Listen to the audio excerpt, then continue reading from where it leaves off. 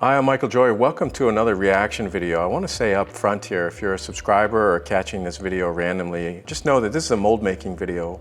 We make a lot of content here and I'm a professional mold maker, and so you may or may not want to be on this bus if you're interested in some other things. But for the makers out there, get ready.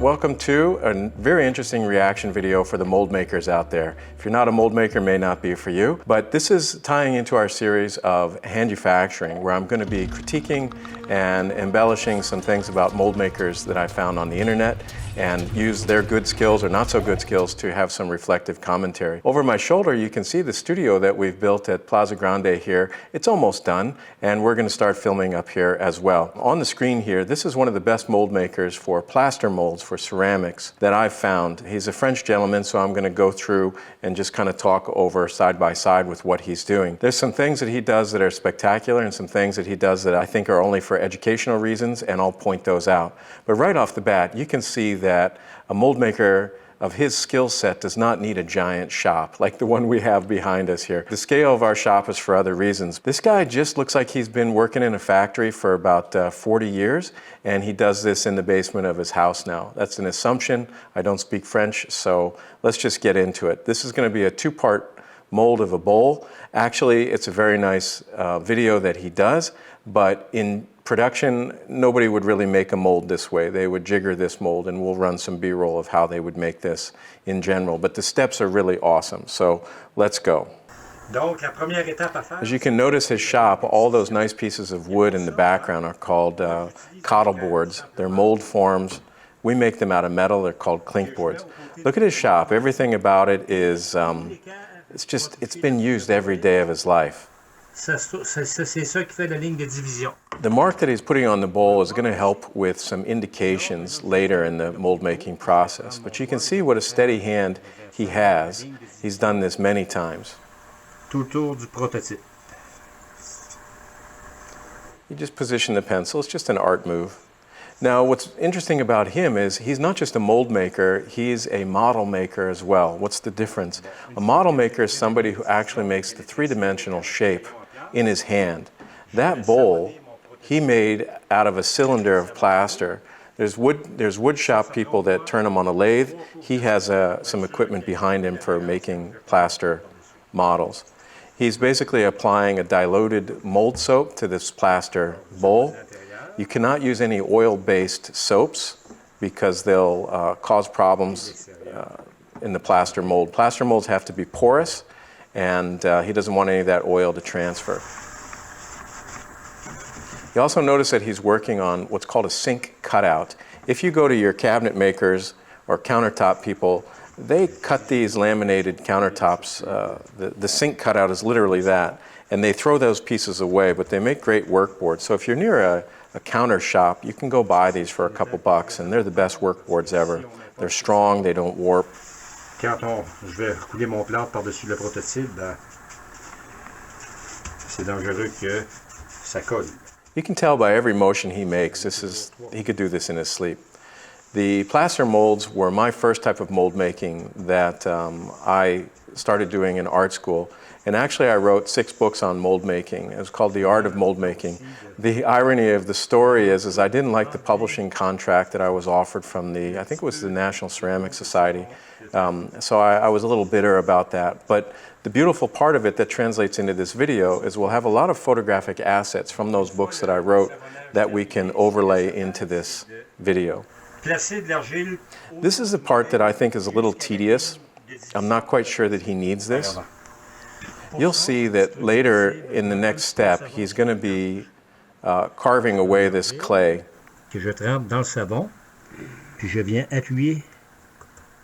I myself would have put a post of clay in the center of the bowl and then pushed it down onto the workboard to stabilize it.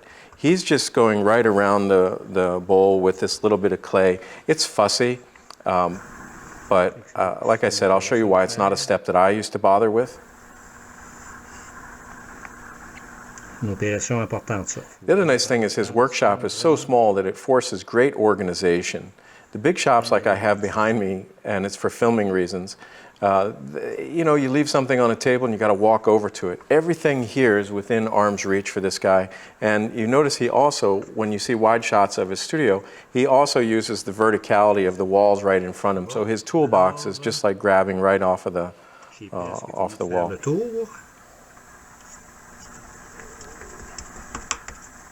He's fascinating to watch. He has, for mold makers, remember this is niche content, and mold making to many people is pretty boring, but mold making is not boring when you're actually using the mold to make money. And once you have a good mold and it can bring revenue into your house, all of a sudden it's really significant.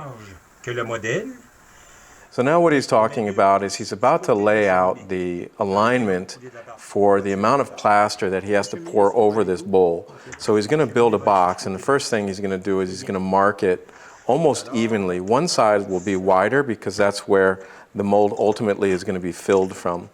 But it's very fast. You always want to make a mold, well, not always, but with geometric sides in the sense of flat sides. If you make a mold that's round, it's going to roll around on the shelf and things like this. It's very simple tools. I'm going to square this off. Plaster molds, what's important is that every side of the mold is relatively equal, because basically you're making a mold that is becoming a sophisticated sponge. And if the mold wall on one side is really thin, it's not going to absorb the liquid clay evenly, and you get a mold that absorbs the clay slip in different ratios.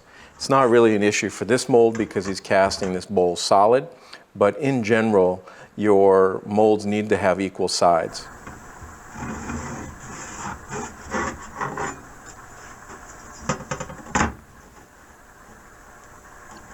And basically I would always, in my shop, I would just use oil pencils.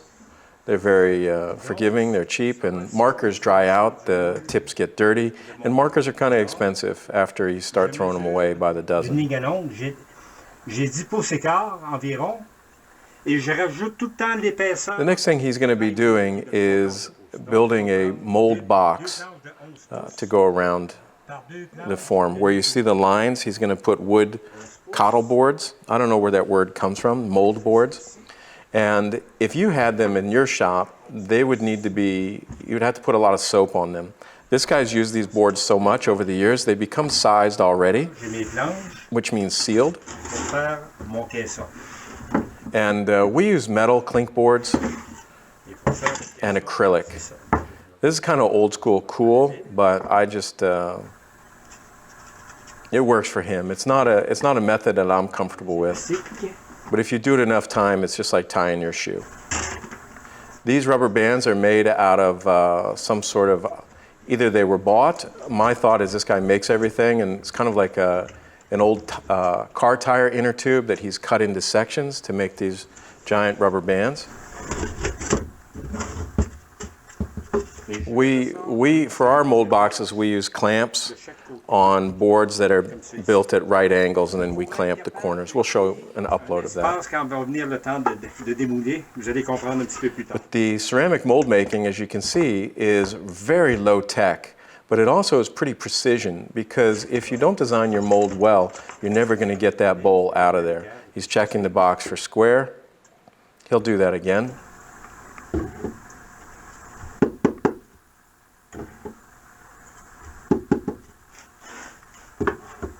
Molds need to be squared because he's going to put the box around this. He's going to pour one piece of the mold, and then he needs to put the box back around it. And so if this box is wonky from the beginning, when he puts it back down around it again, upside down, I'm getting ahead of it, you'll see. Alignment matters is what I'm trying to say. Now you'll notice that the top part of his mold is a little bit wider. When I was talking about equal sides, he's going to end up carving that out in a little bit. Look at that nice shop there. All these old tools. Those are his old friends.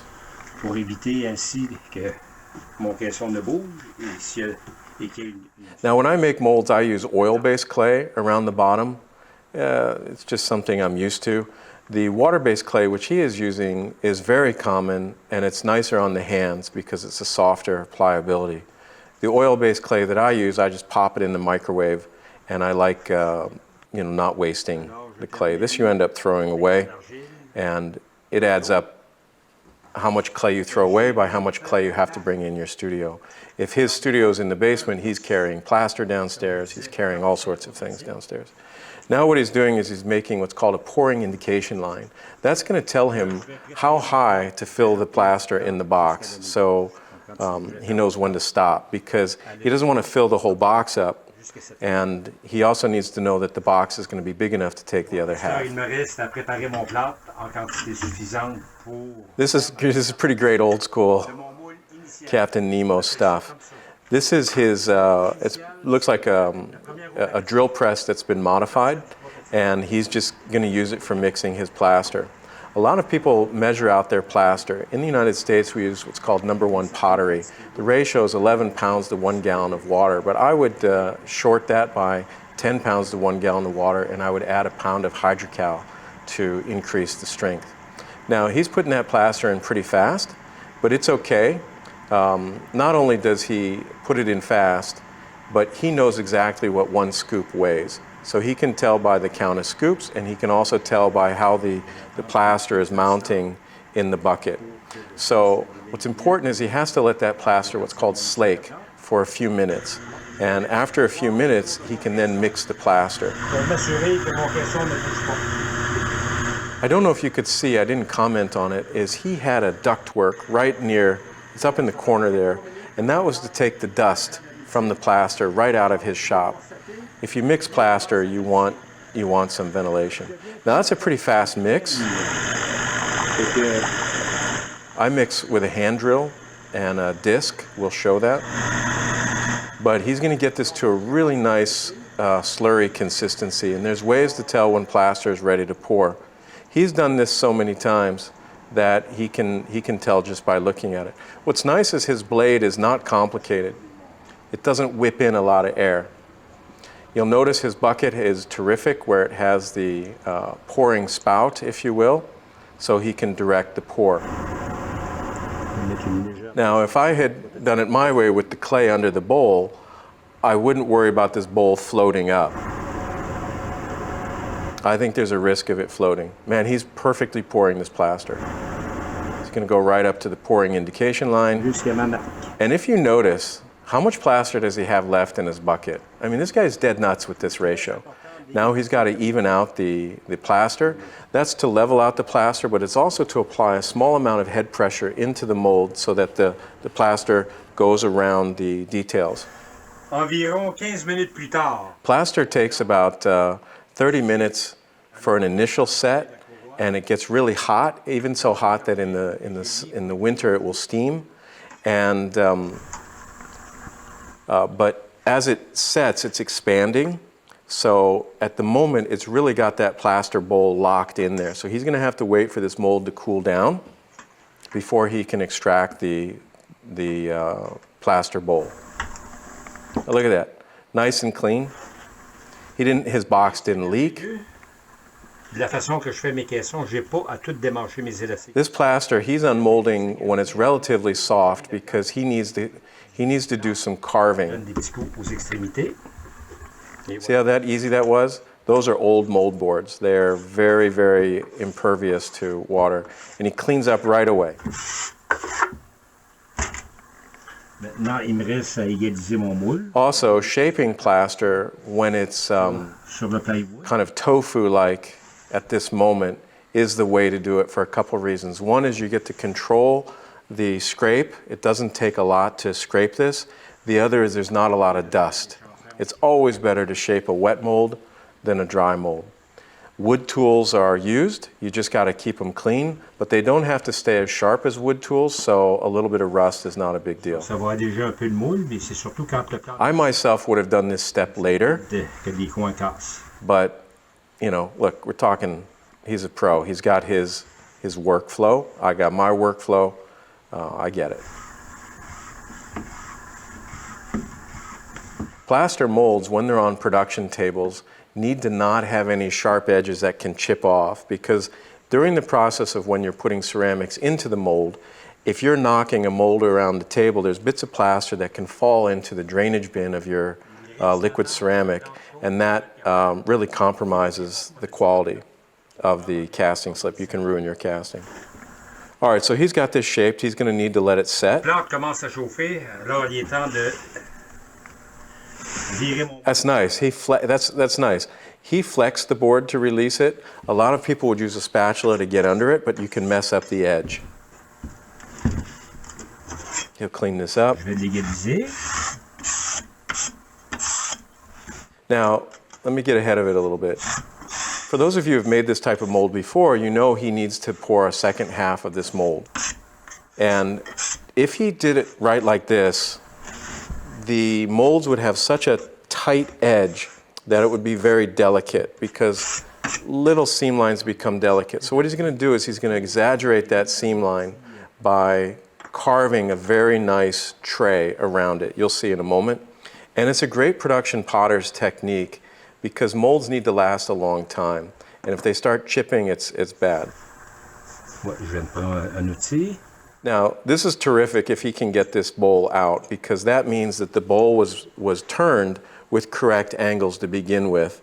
And also, his plaster is now when it's cooling, it contracts, and that plaster you should be able to knock out.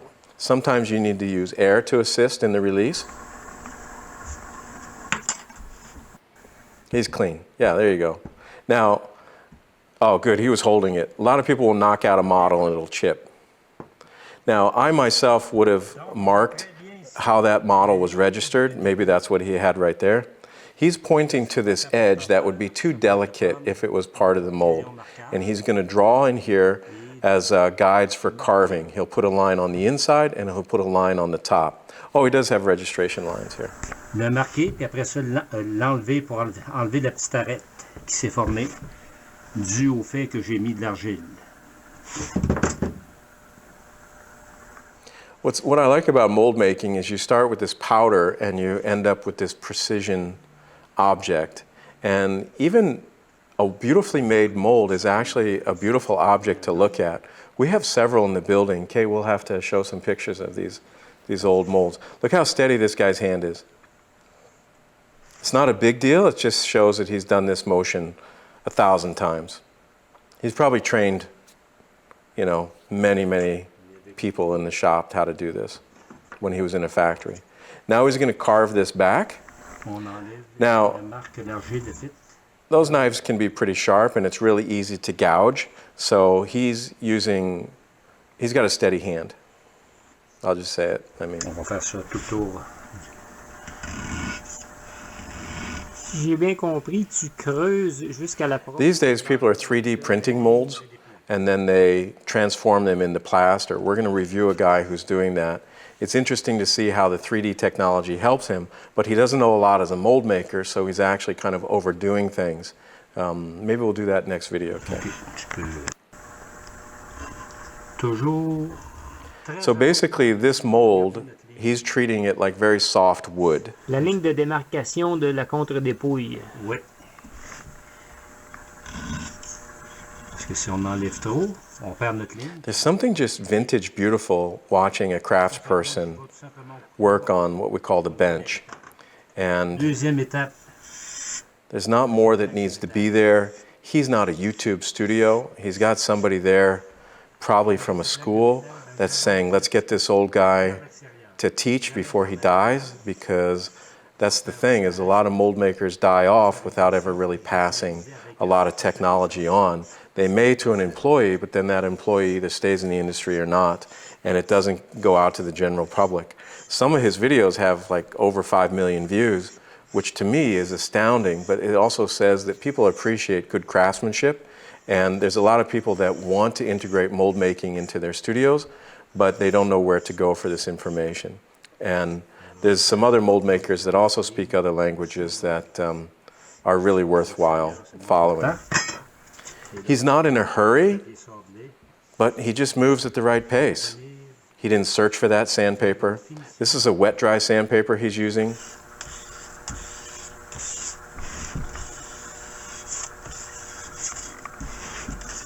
The other thing is some craftspeople, they have really shitty hands, and he's not all cut up. I mean, his hands are durable, but he's not making mistakes. I remember when I first started mold making, every day I cut my hand. I just didn't know what I was doing. Après ça, je peux prendre du 150.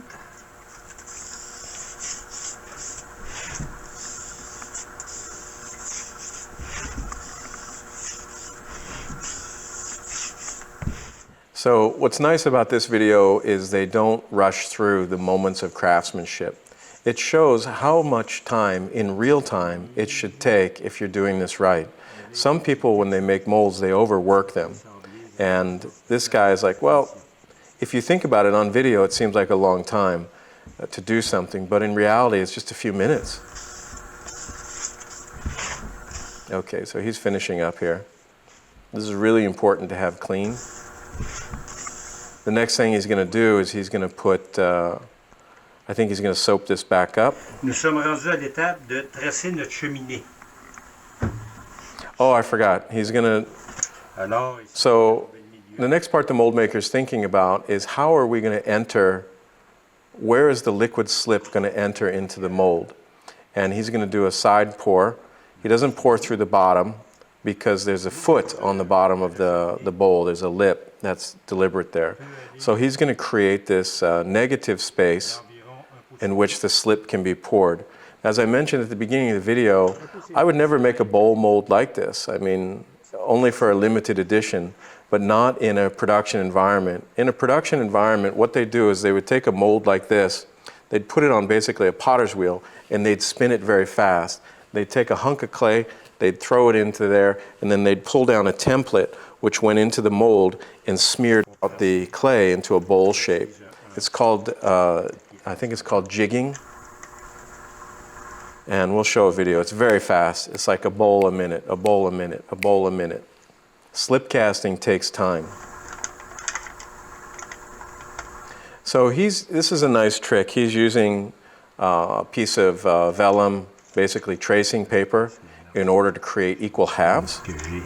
And then he's going to carve this out. So he's just transferring his lines. He's done this enough to know, how big of reservoir he needs to carve into this mold. So when this is done being carved, there'll be a larger reservoir at the top, and then it tapers to a smaller area to the bowl. Because when it's done being cast in ceramic, you don't want to have this big knuckle on the side of your bowl. It needs to the slip just needs to taper to a small point on the bowl. Now he's making marks for registration keys. Every mold, when you put it together, it would want to slide. So he's built a special, I would say this is probably a router bit. When I made keys with the drill, I always messed them up. You kind of got one shot at it. And I used to drill too deep, or I decided to use plastic, what's called plastic natches. They're very strong mold keys that you actually insert additively. But the other way you can do this is you can take a 25-cent quarter and you can kind of cut them down to shape them, as long as you don't go past half the depth of the quarter. That was fast, right? If you know what you're doing, that was fast. Alors, j'ai bien nettoyé mon moule, il me reste à remettre le prototype. Now he's got to reposition this back in there. He'll feel it when it nests perfectly because of slight irregularities in the bowl. Mon caisson autour du moule. It's looking precision already. Now he put in 2 keys on one side for fast visual orientation of when you're putting molds together. In production environments, you wouldn't think that it mattered, but anything that helps you register fast is really nice. He's not worried about the keys breaking. That's not why he put 2. Okay, this is what I talked about, that box and the vertical walls. Because he's replacing the box around here and it needs to be watertight, he needed to keep the mold walls vertical. Now he'll add a little tension. Et dans ce cas-ci, these straps are like Chinese puzzles when you first buy them. certaine profondeur. Yeah, they're really hard to kind of set up. It's not intuitive. We'll show you how to do that. Une broche. Okay, so what he's doing now is, because there's going to be plaster pouring down into the bowl, it's going to make a really big mechanical lock. It has a lot of surface. So that pin is going to be acting as a vacuum release pin, ultimately to let him get the mold separated. He's poured his plaster, you already saw it. He's got his pour indication line, and he knows exactly when to pour. Man, it's smooth. Sometimes we used to put a board and we'd pour, we'd call it a splash board, and we'd pour the plaster against the board so it would go down. If you don't pour steady, you can create turbulence, which puts a lot of air bubbles into the plaster. Now he's going to jog that level, Comme je vous ai parlé. and he's going to put that rod in. The plaster has to be stiff enough to hold it. He just knows the timing. Mon plâtre commence à figer. Alors, When I was making plaster molds years ago, there's a sense, a spatial sense that happens that you just look at a volume and you'd know how much plaster that you need to make. You didn't have to do any mathematical calculations. alors je fais exactement les mêmes opérations. So it's set, time has Première passed, partie de moule. probably 20, 30 minutes. He's going to shape this up. I always kept trash cans right on the edge of my work table, and I would always just sweep right into the trash can. Partie de moule.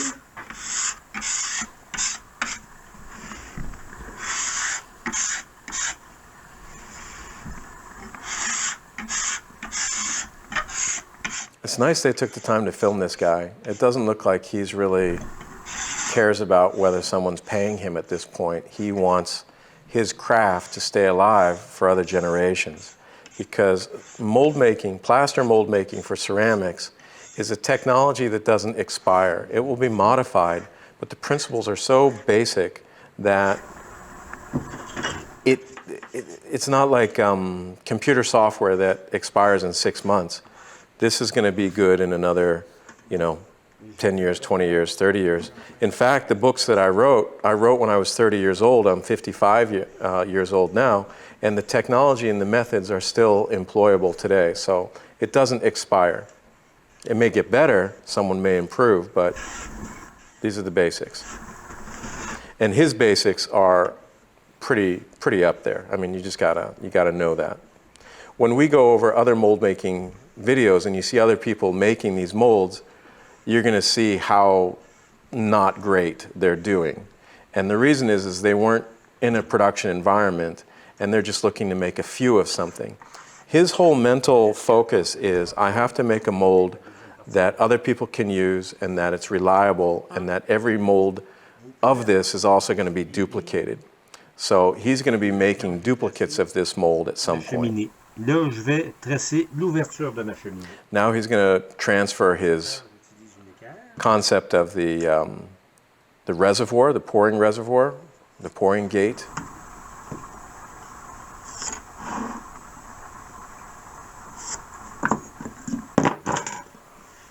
Et avec un compas, je vais venir tracer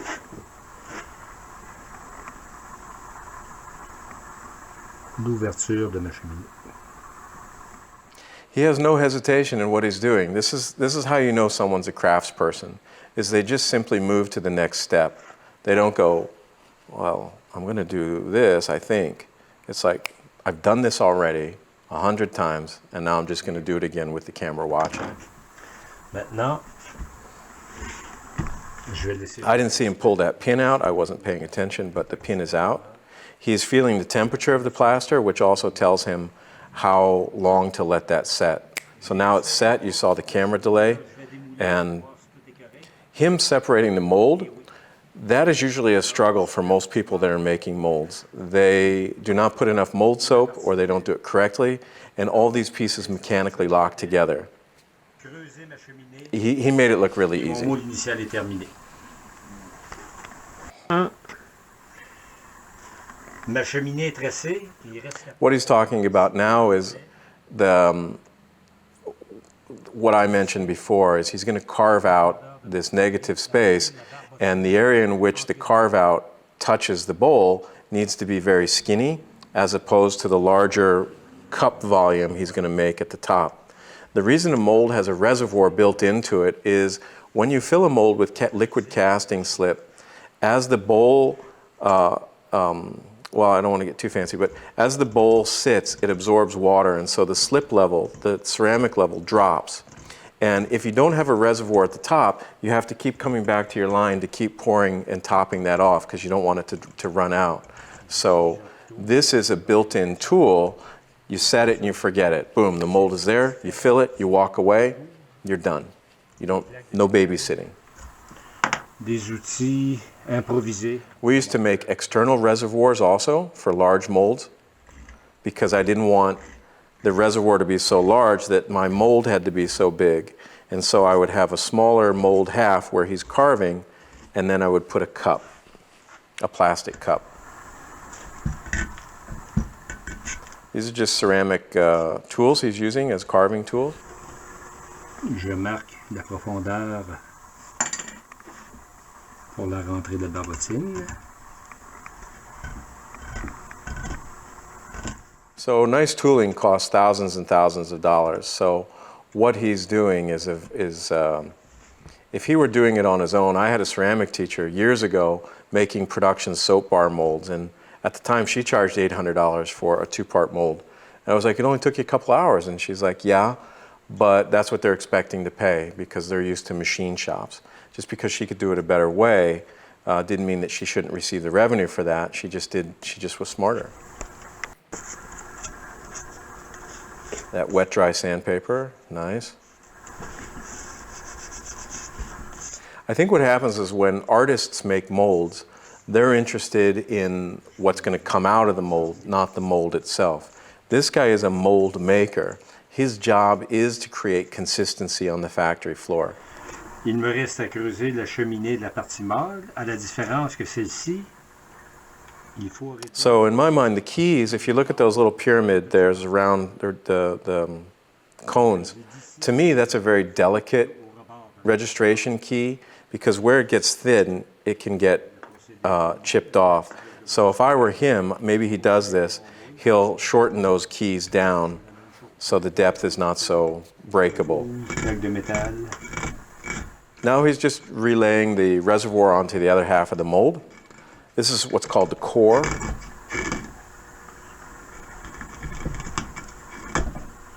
you got to be real careful not to ding the inside surface of that bowl.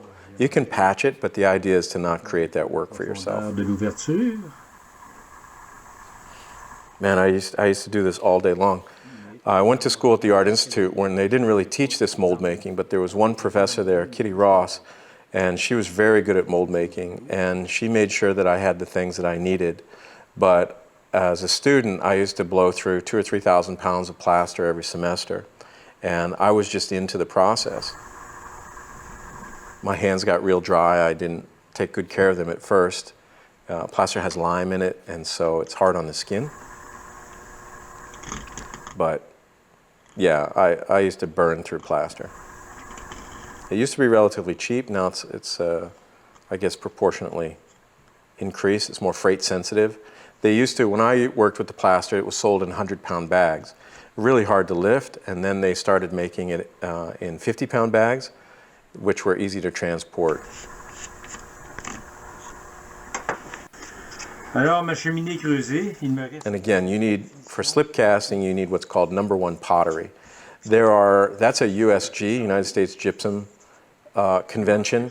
So if you were going with Georgia Pacific, here he's shortening the keys. If you're going with Georgia Pacific, they would call their pottery plaster something else, but you would just say, what's the equivalent to #1 pottery plaster? If you're making statues, they need to have a different tensile strength, but slip casting molds, it's all about the porosity of the plaster. You're basically making a sophisticated sponge. And when we get into talking about slip casting, which is the action of pouring liquid clay into a mold, it will become more apparent. Mon moule initial est terminé. Again, just cleanup work. If he doesn't take just a few minutes to do these parts, every flaw or lazy moment is going to be multiplied into every mold when he has like hundreds of these. You see, there's the big reservoir, and then it tapers Ça peut down. prendre 4 à 5 jours à une température, Now he's got to shape this mold. mon moule soit sec pour qu'on puisse être capable de... He's got sharp edges on the two sides there. C'est important, le moule est trop humide. He'll probably take a minute to clean his bench, Circulation d'air, une fan, put some things away. une source de chaleur. He just looked like somebody's nice grandpa. Oh, I guess that was it. So that's what was going to happen next, is he was going to clean up the mold, but basically it was done. And then I think what he was saying is, in another video, I'm going to show you how to make what's called a block and case, or a mold of that. It's a master mold, so that he can make many of these bowl molds moving forward. So this is a tedious process, but I think that unless guys like him and guys like me don't talk about it, everyone's going to have to start from zero, and the whole sense of quality and craftsmanship gradually gets lower and lower and lower until there's some person that decides, no, I'm going to do this beautifully. But if we show it how to do it beautifully and accurately, at least you have the choice. You can decide to do it top notch, you can decide to do it somewhere in the middle, or you can decide that you really just don't care at all. But I feel that it's a craftsperson's responsibility at a master craft level, which is what we have here, that he's giving a gift, because this kind of training is not readily available. So thank you, YouTube. Thank you. We got to find out this guy's name. Mold makers out there, high five. Let me know if you're a mold maker out there. We're a rare breed, so I'm eager to connect with you. Thank you for watching this video. We're getting ready to launch a new platform called Hand-ufacturing. It's going to feature a lot more educational films about mold making and casting, from very basic to advanced mold making. Our hope is that it helps the business entrepreneurs out there learn efficient ways to manufacture their products and bring a lot more wealth into their household. Stay tuned.